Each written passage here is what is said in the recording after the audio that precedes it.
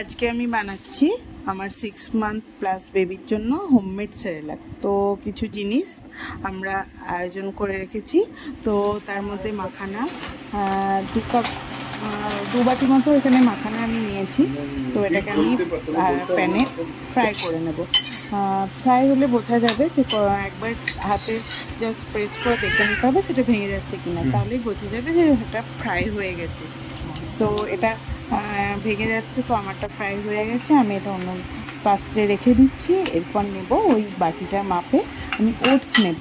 তো ওটসটাকে আমি সেম প্রসেসেই আমি ফ্রাই করে নেব। ওটসটাকে আমি ফ্রাই করার পরে আমি দেবো চিড়ে এর মধ্যে। চিড়েটা যেহেতু আমার আগে থেকে একটু হালকা ফ্রাই করা ছিল, সেজন্য আমি একটু পরে অ্যাড করছি। তো চিড়েটা অ্যাড করার পরে দুটো যখন হালকা রেডিশ ভাব চলে আসবে চিড়ে আর ওটসটা, তখন আমি ওটাকে নামিয়ে নেব, অন্য পাত্রে আবার রেখে দেবো ওই দুটোকে। তো এরপরে চিড়ে আর ওটস হয়ে গেলে আমি আমন্ড আর কাজুটাকে ফ্রাই করে নেবো, সেম প্রসেস। কোনো অয়েল নেই, কোনো ঘি নেই, শুধুই ফ্রাই করব।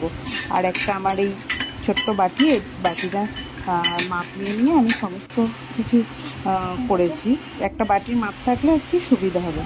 তো এরপরে ওটাকে আমি ঠান্ডা হতে রেখে দিয়েছিলাম, সবগুলো ফ্রাই করে ঠান্ডা হয়ে গেছে। আমি এটাকে এরপর গ্রাইন্ডারে গ্রাইন্ড করে নিচ্ছি।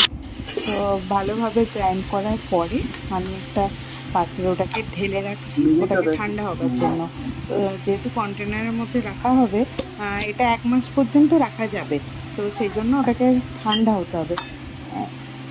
দেখে বোঝাই যাচ্ছে কতটা ভালোভাবে ওটাকে গ্রাইন্ড করানো হচ্ছে। এরপর এটাকে ঠান্ডা হয়ে গেছে, এরপরে এটা আমি নিয়ে নিচ্ছি কন্টেনারের মধ্যে।